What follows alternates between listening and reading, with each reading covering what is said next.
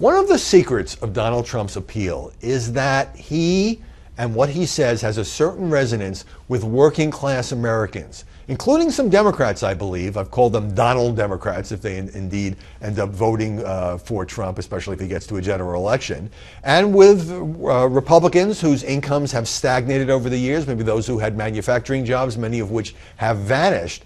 And so you look at the demographic breakdowns, the exit polls in every campaign, and Trump does better with those making under $50,000 a year, with those he's called the poorly educated. I love the poorly educated, he said. And he doesn't do as well with the college graduates and the PhDs and the people making the big bucks, even though obviously Trump's a billionaire. So he has struck a chord with some of the people who work with their hands for a living or just are struggling in an economy that is being hurt by globalization and trade deals. In a way, some of the same people to whom Bernie Sanders appeals.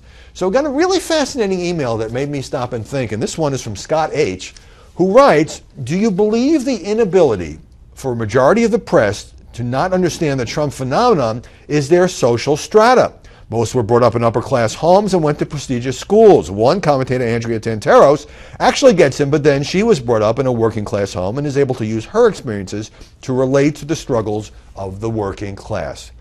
Well, Scott, I think you're onto something. I remember the first time I thought about this was back in 1993 when Bill Clinton, with support of many Republicans, was pushing the NAFTA trade deal. And the elite press, really the mainstream press, was pretty much on the side of NAFTA. This would be a good idea for the United States to have a trade deal with Mexico and other countries that would help. By fostering world trade, it would help our economy. That was the Clinton argument. And I remember some people making the case that journalists didn't have to worry about losing their jobs to immigrants who might come to this country, whereas a factory worker, somebody working on the auto industry, or any kind of industry like that might really be at risk. And I remember thinking, they have a point. And now you fast forward to 2016.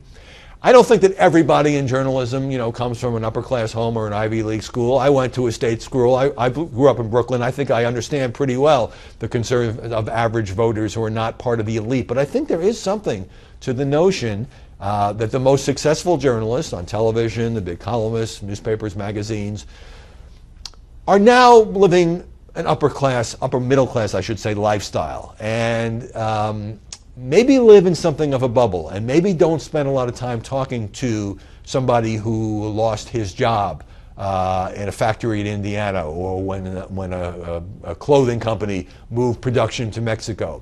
And I do think there may be a class thing at work there.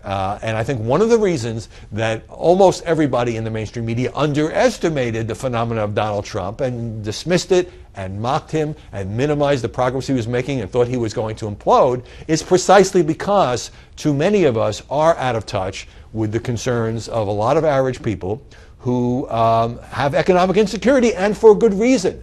And any candidate this year that doesn't speak to that, and you see this on the Democratic side with Hillary Clinton trying to match Bernie Sanders in her concern about income inequality and giving the middle class a raise and all of that, any candidate that doesn't speak to that is not going to do well, is going to be out of touch with where a bulk of the electorate is. And so to the extent that too many of us who spend time in these air-conditioned studios and don't get out on the campaign trail and talk to actual voters, or don't empathize enough with people who haven't gotten a raise in 20 years, are worried about wages, are worried about losing their job, are trying to get a job that's as good as the job they got laid off from.